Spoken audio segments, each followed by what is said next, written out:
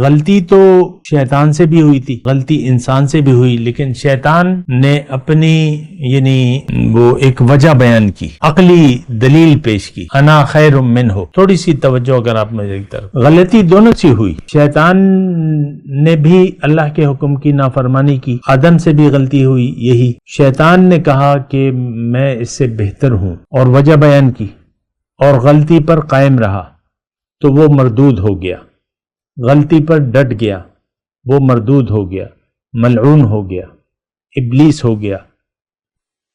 اگر انسان ایسا کرے، آج کی میں بات کر رہا ہوں، نصیحت اس میں یہ ہے کہ اگر انسان اپنی غلطی پر نادم نہ ہو، غلطی کو تسلیم نہ کرے، غلطی پر قائم رہے، معافی نہ مانگے، اس کی اصلاح نہ کرے، تو یہ بھی شیطان ہے، یہ مجسم شیطان ہے۔